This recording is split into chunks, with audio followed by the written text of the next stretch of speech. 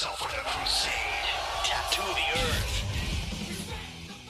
Welcome back to Podioslave Tattoos the Earth. We are here for episode 2. So if you came in last week, listen to episode 1 where we had Fran, Strine and Kevin Lyman, Naomi Fabricant, and Mike Bellamy for a retrospective on, the behind-the-scenes folks from Tattoo the Earth tour in 2000. Now you're going to get some bands. We had Derrick Green of Sepultura and Myron from Workhorse Movement tonight. And, it was fun to get the industry perspective, the behind-the-scenes perspective last week. Tonight we get on the stage. That's pretty exciting, right, guys? And the thing is both sides, different perspective, same level of shenanigans, same level of craziness, which, if you've read Scott's book, Caravan of Pain, it all checks out. So everyone has this, unique but similar experience of a true Caravan of Pain in this Summer Misfits tour. Yeah, different perspectives, different stories, different levels of PTSD, whatever you want to call it. Phenomenal. And we're going to get into it right now with Derrick Green of Sepultura. All right. So Derrick Green, thank you for joining us on the podcast. And I don't say this to every guest, but this is a true honor for us to have you on the podcast. Oh, wow. Thank you. Appreciate that. So we're here to kind of reminisce about the past, a little Tattoo the Earth. And I think context is always key. So the tour happened in 2000. You joined Sepultura just a couple years before. Mm-hmm. And you had toured with those guys. I know, Slayer tours, VOD tours, Earth Crisis tours. So how did that compare to Tattoo the Earth? Before we dive into Tattoo the Earth, how did that compare? Did that set the stage for you, or were you ready? I think by then I was ready. I was ready and in the moment for sure. I was excited about touring the States because I think you mentioned that we toured with Slayer before that, maybe. I'm not sure if it was before Tattoo the Earth or after, but it might have been before. Slayer, Systems of a Down, and us. And that was in Europe, and that was a great preparation for going on to do anything, especially playing in front of Slayer fans, their most intense, heartfelt fans as far as believing in their band and staying true to them. And that was a challenge, and it was great. I don't think it went so well for Systems of a Down. It was a little more difficult, but I believe that, I gained a great deal of respect for them because they came on every night, despite the fact that, Slayer fans were extremely cruel, to say the least. Not every show, but I was like, wow, and I really liked that first album from Systems of a Down. It was fantastic. For me at the time, I was like, my God, this is really, really good. I'm looking forward to seeing this live. But I realized that was their first tour. They sucked it up and did it. They really faced the crowd every night. And I was just like, man, I got to give it to these guys. And It was great to see the development of them grow.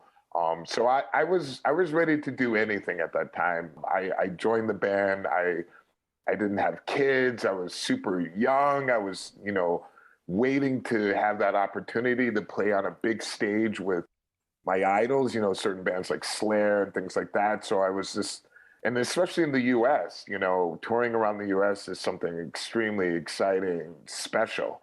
And I had no idea what to expect. I don't think anybody did. So, and also the great tattoo artists that were on the tour as well. It was just so much going on, so much energy, and so much innocence, I think, in a lot of ways, just everyone just willing to do this and give it a go. And I was ready, man. I had no idea what to expect from Slipknot because, I was spending a lot of time in Europe and then Brazil and then Europe. I wasn't living in the US anymore. So I didn't really know what was happening. And I was like, why is this band is headlining the festival? It's over Slayer. I was like, come on. In 2000. I was like, what? It's like something is very, very wrong here, And I was just super naive to the fact that I was like, oh, wow, there's a lot of very young kids, at the show And I was like, this is something cool to see. It's something needed in a scene, to have I Was Young going to shows, and they had a mass amount of that generation behind them, and I was like, this is impressive. I gained respect right after seeing a few shows. I was like, holy shit, this is something very new and exciting. So you join the band, you're on tour for a couple of years, and then you guys hear about Tattoo the Earth, and it had to have been pitched to you by somebody. What is your first thought? What's your gut reaction to that? Let's do it. Yeah. Let's fucking I was do like, it. hell yeah. I was like, Slayer. Like, again, I was like, Slayer doing it. We're going to do it. Nice. I was like, of course, It was like, and then there was like, Paul Booth, Philip Blue, some of the best tattoo artists at the time. I was like, this is the coolest thing ever. In my mind, I was like, this is going to be epic. And it was, it was definitely an incredible experience. So Derrick, our listeners can't see it, but you're wearing a hat that says tattoo on it. So the tattoo world was very much something you were familiar with at that point in time, right? Yeah. I mean, a lot of friends of mine were tattoo artists, and I mean, it was just something that was very normal for me to be around a lot of people who were tattooed or just being knowledgeable about very good artists. So that was exciting that they had actually picked incredibly talented artists from around the world, and piercers as well. And so it was awesome. It was really a time to get to know people, and it was something that had never been done before. So it was great to be a part of history being made. And speaking of not being done before, it also had its, I guess, downsides too, right? Because the festival was banned in Boston. The show we wanted to go to was banned. Sons of bitches. Yeah. There was a lot of things that were happening. I was just so naive and so excited about being there. I was like, whatever, I'm here. Like shows would be canceled or something that happened. I was like, oh, that's too bad. But I'm out on the road and we're doing this. My attitude was very, just excited to be a part of it. So for me, even with the bad things that were happening, it was just like, okay, we'll just roll with the punches, and hopefully the next day everything will go well. But it was very positive. PMA, I was just like that positive mental attitude all the time. So you guys were tapped for the main stage, which is obviously pretty exciting for you, I would think, and being fairly new to the band. You've done a couple of tours, but now you're going out on this kind of wild festival that first time it's ever been done, and you're going to be main stage with some heavy hitters. What's that like for you personally? It was intense because we hadn't toured the US that much.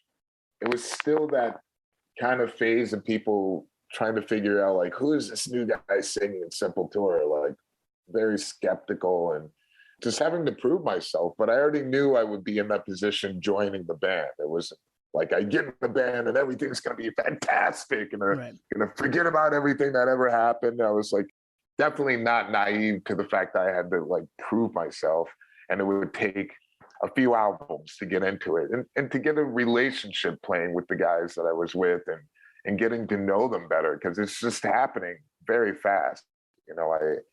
Like you're saying, I joined the band only 2 years before that, 98, the end of 98.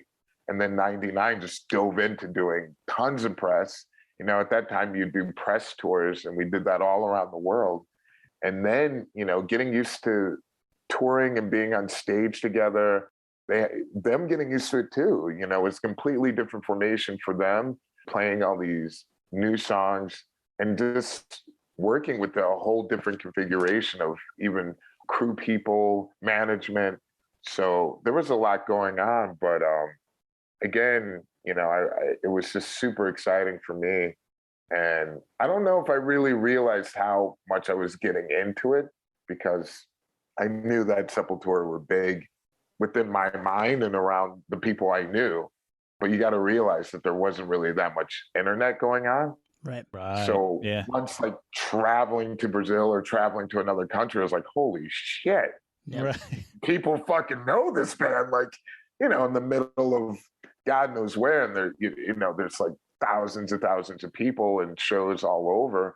South America or in Europe, and I was like, oh my God, this is insane. It's much bigger than I imagined. So just going through all that was just really what I wanted to get into. I was really open to, I'll live in Brazil. I moved to Brazil, and I'll learn Portuguese. I'll do whatever, because I knew that I wanted to live outside the US. I had no problem with that. At a very young age, I knew I wanted to live somewhere else, to experience something else. I mean, we had an exchange student stay at our house when I was very young, and that person was from Chile. And I was just fascinated with them. I was just like, wow, this is crazy. I lived in at that time, an all Black neighborhood. I didn't know any white people. I was like 7 or 8 years old. And it was this girl, it was my sister's age, 10 years older than I am. So she was just going to an all Black school, just like, hey, I'm from Chile. This is great. Like my first time. And oh my God, I can't fit into my pants anymore. I was like, yeah, welcome to America. That's processed food. Yeah. Yeah. But it was like, it blew my mind. Like I never forgot. I was just like, wow. I was like, she was so cool. Like, what are these? I was just, so many questions. So I was like, yeah, when I joined the band, I'm going to live outside of the US, move to Brazil. And it was awesome to come back to the States and get offered this tour.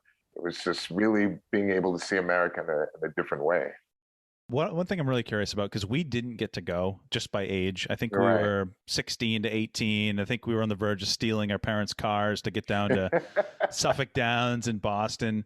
So how are the crowds? Because I think it's important to note that there's like the new metal upcoming heroes in Slipknot on the tour. There's thrash gods in Slayer. There's the groove metal gods with you guys. There's Nashville Pussy, which doesn't really fit in. I mean, there's Head PE, Hatebreed, who's Seven Dust. Hatebreed on the verge of taking over the world. Right. So how were the crowds? Was it pretty mixed? Yeah, it was definitely a mixed crowd, but I think that Slayer and Slipknot, of course, had the crowd, but like I said, there was this definite age difference that you could tell. There was a lot of young kids there for Slipknot. They were dressed up in the outfits, and the mask, and they were listening to every word that Corey said. It would be like, okay, everybody's going to get down and bow down, and now we're all going to jump up and be crazy. And I was like, oh, they're really listening, like following orders very well. And it was new to me. I'd never seen that. With Slayer, you just have the older, like, yes, everybody doing their own thing, just kind of like yelling Slayer over and over again. And so it was really a awesome mix, actually. It was like, it reminded me of a proper festival that you would see in Europe, because they've always been mixed. I was like, finally, I was just like, this is cool. I figured that most of the festivals that would be happening in the US should be like this, but I think the crowd it was a great mix of people that were there. So it made it very interesting and fun, all the time, just constant fun. And speaking of the bands too, you were talking about System of a Down earlier, and seeing them for the first time on that tour, similar to this, was this the first time seeing, you mentioned Slipknot, Head PE, Seven Dust, was this the first run with those guys as well? Yeah, it was the first time seeing a lot of those bands. Like Seven Dust I had never heard of. Head PE, I didn't know any bands. Like Mudvayne, I was like, ooh, like I had literally just been so focused and outside of the country that I was just completely all new to me. And I was like, wow, this is intense.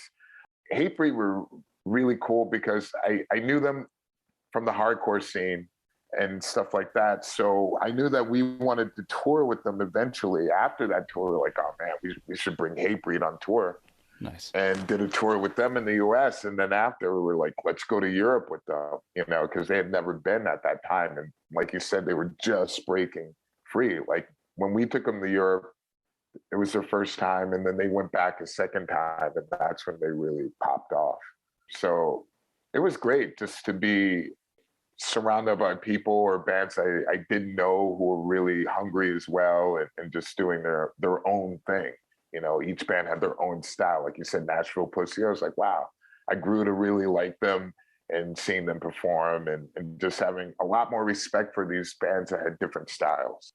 And you got to know them too, right? Because you're on tour with them, so you got to get to meet them and hang out with them. And the perspective is crazy because you're from the U.S., but you were living in Brazil, so this was all new to you. You mentioned the internet was not, you weren't really using the internet that much. Therefore, like you're flying back into the country to a scene that's very present. It's interesting. Yeah. I mean, it was something that I never would have imagined.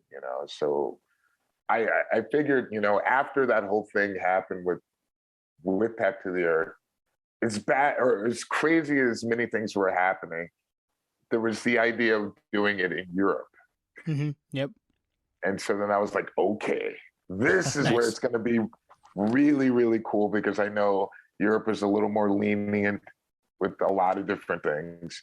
And the lineup was insane. I was like, okay, they're going to have Pantera on it, because Pantera is still around. I was like, oh my God, this is so sick. Mm-hmm. I already knew that the guys in my band had already toured with Pantera, and they were like, that was one of the best tours they did.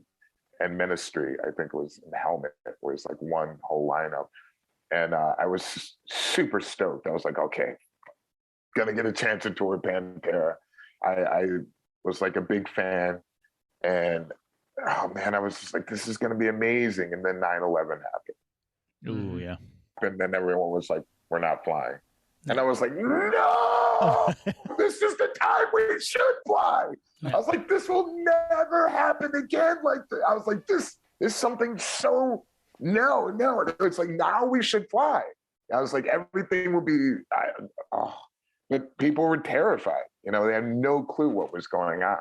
So nobody wanted to fly. And I was like, all right, this, and then, Pantera broke up and.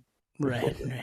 It's funny you say, we had a question coming up here in just a second that was, when you left the tour, did you think, what the fuck, or did you think, I want more of that? You clearly wanted more of that, which is pretty awesome. Like, I love the energy. Like, man, it would have been dope to see that tour in Europe, especially with the crowds, the way that they kind of pop off for the heavy music. And oh, yeah.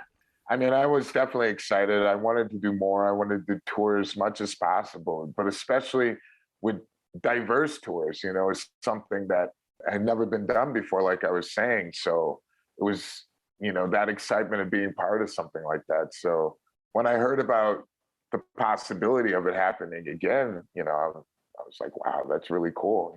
Because anyone I've ever talked to have been super excited about the idea. And they're like, yeah, that would be cool to have something like that. So it's always been, the idea itself has always been appealing to so many people, especially nowadays. It would be fantastic. So I'm really curious, how did tours after that compare to Tattoo the Earth? Because you had a couple dynamics. You were relatively new to the band, so some of those experiences were new to you, but then also there's the backdrop that this was, as Scott, the founder of the tour, said, Caravan of Pain. Like, you're in rodeos, you're in golf domes. It's like, oh yeah, very unique experience. So, like, the couple following tours after this, like, how did it compare? I mean, it was brutal. I mean, it wasn't that brutal because we had a tour bus. So you got to remember, I was playing in bands like maybe 3 years before, traveling in a van. So I was like, we're on a tour bus, there's air conditioning. Right. But outside, the elements were like harsh. It was just like a dust bowl somewhere in Arizona, or dying from heat stroke. It was just super hot and nothing covering the stage at some places. So yeah, those conditions were pretty rough. And I was a vegetarian then. I'm a vegan now. I think that was rough, like food. I just remember eating just not very well. I'm sure there wasn't anything like Whole Foods or anything like that. Right. It was just like, I'll have a burger without the burger. And it's just like weird stuff. And yeah, those conditions are harsh. And for bands that didn't have a tour bus or traveling in a van or something else, yeah, not easy did at some all. Bands drop off too? I'm sure they did. Or some didn't even start. Like, I think Cold Chamber was scheduled to be there. They never even. Oh wow! Like, yeah, it didn't work out. Yeah. Yeah, I don't know what happened with them, but I remember there was even one show that was Stone Temple Pilots played, and it was at the very beginning of it, but they didn't continue onward as well. So yeah, it was just a little bit of chaos, but a fun chaos. But tours, I mean, for us, I mean, after we're just, I mean, Sepultura is a very particular band as far as being able, fortunately, we've been able to play various places that a lot of bands aren't able to play, as far as like very small countries or countries where they normally don't have shows. So our tours vary. A lot of times we weren't touring the US that much because it's not easy to tour the US and make a profit. You usually end up in the red for numerous reasons. Just the pricing of everything is just twice as much compared to Europe. And it's a huge country. And in the middle of the country, it's not as populated. So the shows are going to be different. And so it was always difficult for us also because we also had to pay for visas, the lawyer fees, things like that for our crew, for the band. So we're, you know, start off in the red on a tour. So it's just like, let's stick to touring a lot of, you know, everywhere else in the world. So tours were great. I mean, we did a tour in South America around that time after with Metallica.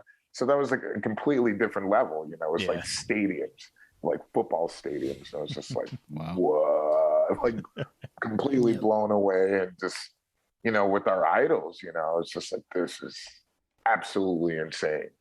To doing like our own tours in Europe and all over the world. And I mean, just crazy places, you know, just ended up going places like India and Indonesia and just doing as much as we could, you know, like really wanting to live up to all the challenges that were presented in front of us and just do it. So it was wonderful, you know, being able to have the chance to do that. Nice. So Tattoo the Earth's done. You've been in the band for now, you know, two years or so.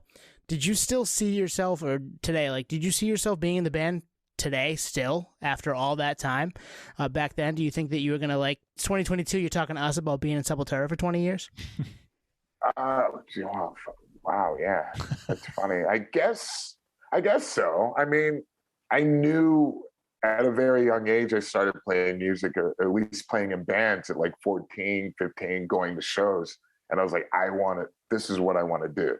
Like I had in my mind, and I was just really focused on it.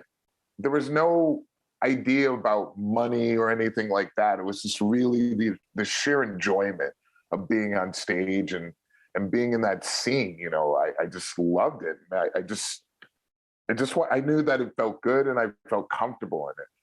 So when I did join the band and I started to get more comfortable being with the guys and living in Brazil, I just felt that we could continue onward and do so much more. You know, I became more confident. I think we all did as a band, and we just continued on the same path, and it was just going in a very strong pattern of touring, writing, getting to know each other better, getting a better understanding of the dynamics of the group.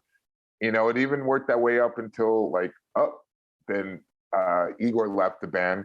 And then it was just like these up and then like, oh my God, like, what are we going to do? And then finding another drummer, building that again. And then that person leaving. I was just like, oh my God. Like, you know, at those times, and I thought like, it might be over. But in my mind, I always knew that we didn't want to quit. You know, we always wanted to continue onward because we loved so much what we were doing and we really believed in it. And we still do. And so, you know, finding Eloy, you know, it's just been, again, that evolution. I feel that we're like, okay, we had this incredible combination, and I feel that we're at a very good time, you know, better than we've ever been. And it's wonderful that we really stuck with it. You know, I can see that, you know, from doing tours now and playing shows and speaking with people. I've noticed the difference, you know, even with like old songs at the very beginning when I joined the band, that old, like Derrick Green era songs, like old songs, playing those songs, you know, getting response from people like, I grew up with that. It's been 20 years. So there's people that have actually like, this is what I got into when I was blah, blah, blah. And I'm like, it's a whole generation change of people. And then you still have the older fans that are there. But then we have a younger generation, much younger, and it's a great mix. And I'm glad that we're able to appeal to an older crowd and a younger crowd, to stay relevant in what's going on at the time. So that was the main objective I wanted to see in the future when I first joined the band, to see that evolution of getting, better at our instruments and just gaining that respect, from the whole like metal scene and world, just paying our dues again, Yeah, hell yeah. We had Jesse Leach on here from Killswitch Engage. Jesse's the best. Yeah. He is awesome. And he was paying respects to Howard Jones, and they went on tour together recently as well. And same thing, so it's cool. like paying respect to two different parts of the band and that legacy and the appreciation for the fans, really. Absolutely. I mean, that's so important to pay that respect to a lot of the stuff in the past and the present, our goal is to play those songs to the best of our ability. And it's absolutely a challenge, but it's such a joy still to play all those songs. Each show is still a little different from the last. It's always going to be different. It's never going to be the same show. So when people ask a lot of times, don't you get tired of playing that song or this song? It's like, no, each time it's different, it's always different. And it's wonderful. It's a great feeling. So that's awesome. Yeah. Yeah. I mean, the legacy's there. I mean, Gojira covers Territory on the latest tour, there you have it. Yeah, I mean, those guys have always been really cool. We've seen them come to our shows in France, and we have a lot of respect for them, and they're incredible, man. They're incredible band, musicians, people, and I would love to do a tour with them. Hopefully that can happen, because I think it would be a great mix, and I love seeing that. Derrick, thank you for joining us tonight. Thank you for having me, and I'm sorry I messed up. Oh, dude, the initial date. I was like, wait a minute, it's Memorial Day. Why did I agree to do a podcast on Memorial Day? I was like, I'm an idiot. All right. Thank you, guys. We appreciate you. Thanks. Thanks, Derrick. All right. All right. Next up, we have Myron from Workhorse Movement. They played the second stage back in 2000 on the tour, and Workhorse Movement making their way as a second stage band with the Tattoo the Earth, Caravan of Pain. Check out Myron right here. All right, Myron, thanks for coming on the podcast tonight. We're stoked to have you on and geek out a little bit. Just to kind of start it off, it's interesting. Did you think that you were going to be talking about this crazy, the way we look at it, like almost like a high school summer camp rager 22 years later? Yeah. way in the rearview mirror, man, Yeah. I mean, that's, it was a blur as it was at the time. And then 10 years later, you talk about it even and barely remember some of the things. Like, what? Are you kidding me? I don't remember that at all. But so to be talking about it this much longer, into the future is pretty bizarre. Yeah, it's like a high school reunion. Someone's bringing up a really crazy story with Polaroids. You're like, oh, shit, that did happen. 100%. Yeah, it's all pictures. Right. Yeah. I mean, I remember what's funny is I've got a few selfies with a 35 millimeter camera. I mean, I'm like, how was I taking selfies back then? It'd be me with like Kerry King in the background, just to get a picture. I got this big stupid camera with a big flash on it trying to get Kerry King and behind me or whatever, Yeah.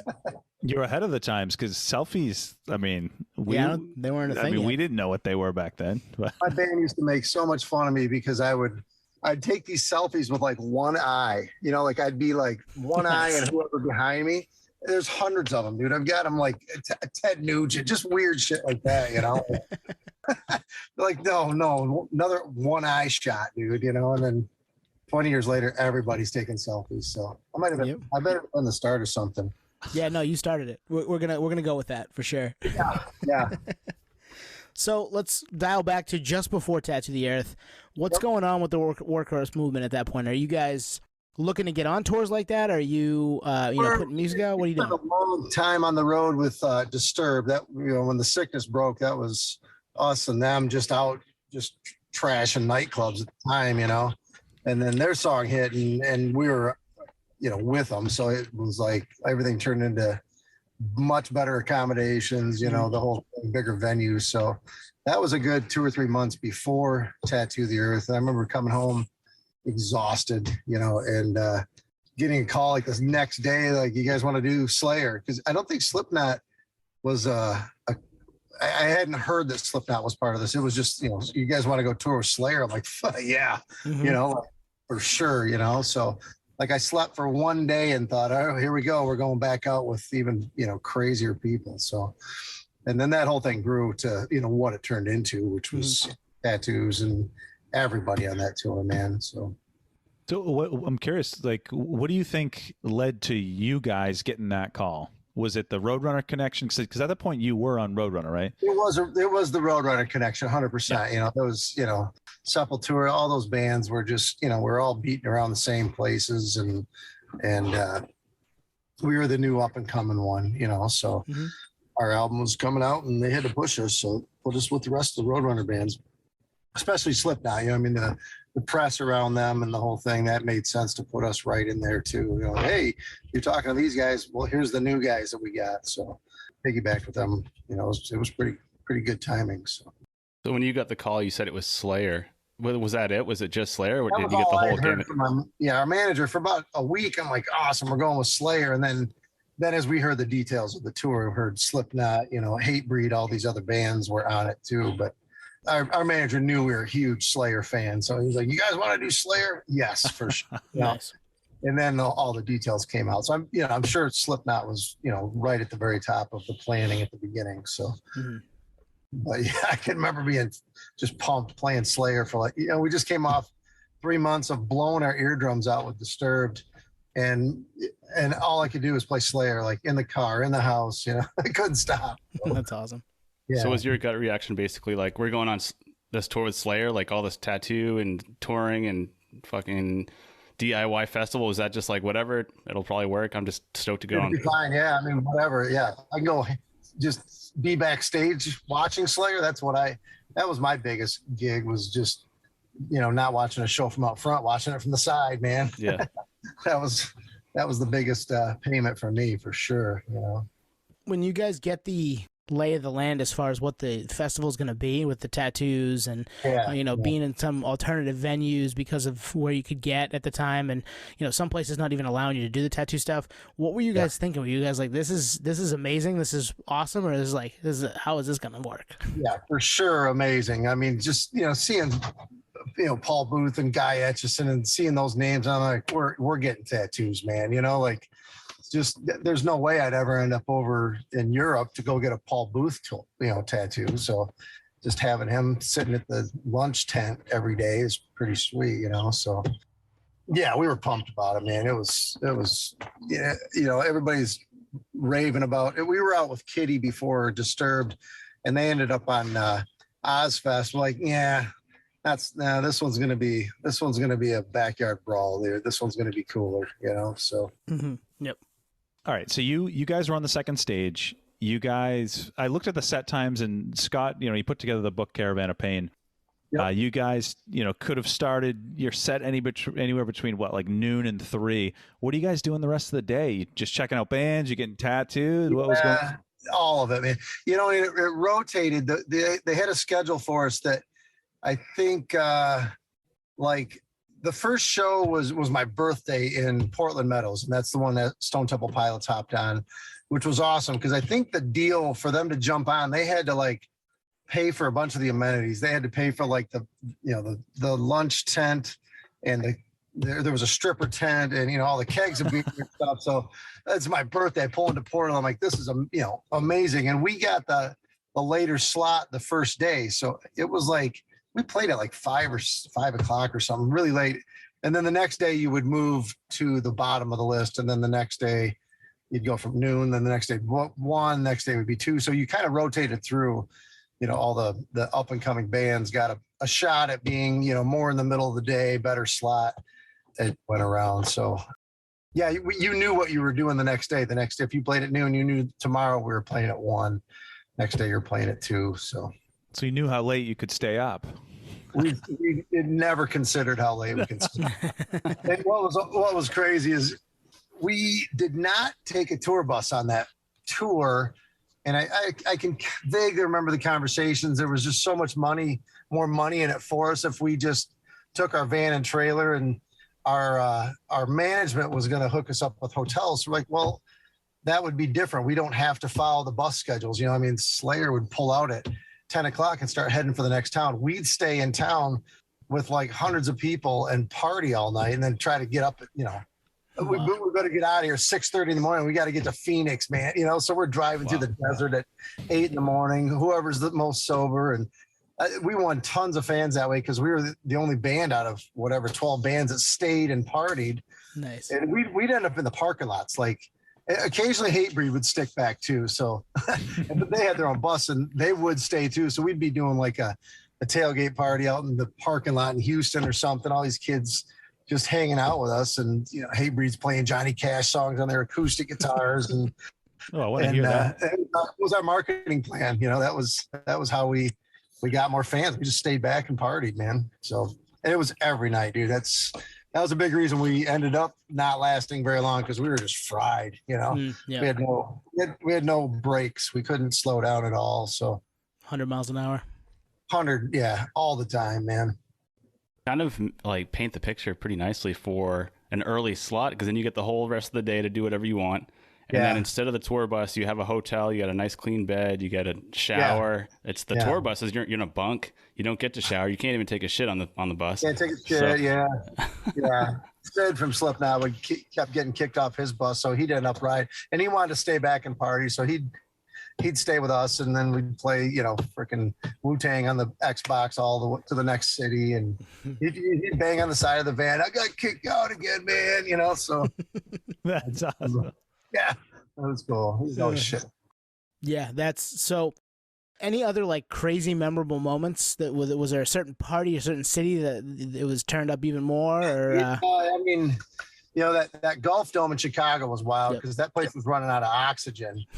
And we were running out of oxygen because we had Cypress Hill in our little backstage area, so we're smoking down with them with no oxygen. You know, like we're like 10 times higher than normal because it's those guys, and there's like 10% oxygen in this freaking building. I remember people all getting sleepy and shit. That was wild. Probably the craziest one though was I think we were somewhere in Texas and headed to Red Rocks, and Nashville Pussy, their bus driver, fell asleep and swiped a semi coming at him, just filleted the side of the bus open. I mean, like, filleted it open. They could have had, you know, head-on crash. And, of course, they were running late. I think they were supposed to go on before us, and we ended up going on a little early. We got off the stage, and they come rolling in, dude, and it looked like freaking Godzilla sliced open the side of their bus. They kept driving, like, through the night. Wow. And made it there, but that could have been disastrous, you know, if they'd hit it head on. But that was crazy. I can still see that bus with a big slice in the side of it, you know. These stories are so intense, but I'm starting to get a little desensitized because that's just you just threw it in there like, yeah, they kept driving, you know, no big deal. Dude, it was every day. Like, I mean, every day was like, it was, you know, months of just the same shit, you know. Mm-hmm. Yeah, near-death experiences. So that's my next question. This tour compared to the Disturbed, the Kitty tour prior, and then the tours after, like, how does this compare? Is this one of a kind, I take it? Yeah, this one was a little more dangerous, I would say. You know, it was more dangerous. There was just so many moving parts and so many people coming and going that, you know, a group would get tired of partying, but there'd be another 12 that like, dude, we're hanging with you guys tonight. So it just, that one, you know, if we felt like a night that had to slow down with Disturbed, everybody sort of just goes, we're going back, you know. The Tattoo the Earth thing was, there's 1,000 people around at all times every night, you know, so it was a madhouse, man. Does it ever get competitive? You know, like you want to win over more fans than the other bands or anything like that? Oh, yeah, 100%. Yeah, I mean, I remember every night hitting the stage or every day hitting the stage with just the 5 of us thinking we had to keep up with Slipknot. That was our goal. Like, can we drop it as heavy as them with a whole crew of dudes, you know? So it was, but everybody was all, you know, good-hearted stuff. Everybody, you know, was just trying to show the best they had, the heaviest they had, and it was a great competitive environment, man. I don't think I missed Hatebreed's set the whole summer. Wherever they were Nice. on, I'm in an interview. I'm like, I can hear them warming up. All right, you cool, man? I'm out of here, you know. And I'd be on the side of the stage, and you know, every time I could see Slayer, I was sitting right next to Kerry King, and there was always a couple super hot chicks right next to Kerry King that were just hanging out. So I'd Of course. watch the hot chicks too, you know. Did you get to be friends with, you mentioned the Cypress guys, any other bands that you really hit it off with? Yeah, Hatebreed we hit it off huge with. Nashville Pussy, we were just whiskey drinking buddies, you know, at the end of that thing. You know, most of the bands that were on our stage, we were, you know, you're with them every day. So there was a brotherhood there. And then a couple, you know, like Sid, we hung out with Sid from Slipknot a lot just because he was always getting in trouble, and we were the last ones around, so we could get him to the next town if we had to. That's awesome. So, But you know, the bigger guys, the Slipknot, Slayer, they were doing interviews all the time, or something was happening. They'd never really, you know, we'd have sections where we could hang out, you know, and go out and talk to fans or whatever. They were regimented. It was like from morning to night, they had something filling up their time the whole time. So you kind of answered my question. My next question was going to be, you mentioned having, you know, an interview, but rushing off to catch Hatebreed. So there was some of that going on behind the scenes too. Like you'd be talking to probably local radio at the time or something like that, every just day. promoting. Yeah. It was, you know, we'd have 3-4 hours of maybe 6-8 interviews because we were heavily into our push for our album. It came out in, I don't know, May or something like this. And that tour was the whole summer. So yeah, it was, you know, and a lot of it was wild because there was a lot of people interviewing us from overseas, like England, Germany. I have tons of articles from that era, and I can't read any of them because they're in German or they're in French. Yeah. So they'd have an interpreter. I'd give my interview, and then they'd send us the articles, and you couldn't tell what any of it said. They might have said we sucked. I don't know what, you know. Find somebody who can read German. So here we are 22 years later, and currently there's one off date scheduled in Massachusetts, Tattoo the Earth, one-off festival with Anthrax and Black Label Society. Does that surprise you that it's kind of getting resurrected? There's a little momentum behind it. Does that surprise you? Yeah, it was surprising seeing that, you know, we were getting the emails about the show and just trying to see who's available, that kind of stuff. And then, you know, any of this kind of stuff, the podcasts, interviews. That's cool. I would have thought maybe there'd be a few more of the original bands. Yeah, I mean, Hatebreed's the only one I think I recognize from the original tour. And that makes sense. But, you know, I think it'd be cool to really do a reunion of that thing, see if you could get all that going down again. But maybe in 2023. Right on. Well, we're here, man. That would be cool to get everybody back, or, you know, as many bands as you could back from that original 2000 lineup. And a lot of them are still active. There were a lot of, you know, just smaller bands that people loved, man. I mean, you know, just all, you know, there were so many of them that they had some fanatical fans, and some of them just aren't even playing anymore. To dig them all out and let it all go down like that again would be pretty sweet, you know. Yep. So that would be cool. Like you said, your band coming back together, and maybe even a stipulation like bands like Head PE, like, you know, you're invited back, but it has to be the original lineup, something like that. Yeah, cool. yeah, totally. I mean, like, go full on nostalgia, man. You know. Yeah. Like, just, you know, that'd be sweet. Makes too much sense. That makes too much sense. Might have to jog to do that, but holy shit, you know. Yeah. When was the last time Workhorse played? When was the last time you guys played as a band? We did a reunion show it was before COVID, like 3 or 4 years ago, in the town. We all went to Central Michigan University, so we went back there and just threw one down, and it was cool. You know, it didn't take long. It took like a half a rehearsal. Like, I think we could do this in a second, man. So Nice. yeah, it was sweet. Don't know if I could do it day after day at that pace, though. Right. Yeah. Yeah. The late nights in the parking lot? Yeah, it was like P90X or something back then. Yeah, late nights in the parking lot would be good if it was like once a week. Yeah, right. And then a hot tub and a, you know, hotel room for 3 days and just heal up. So not working on my Saturday night, not working on Monday or Tuesday. No. Yeah. One tour 1 day a week. That'd be cool. No, we do it. We just put the work in. Yep. Awesome. All right, Myron, thank you for coming on with us to talk Tattoo the Earth, and we're excited for maybe, hey, who knows, 2023.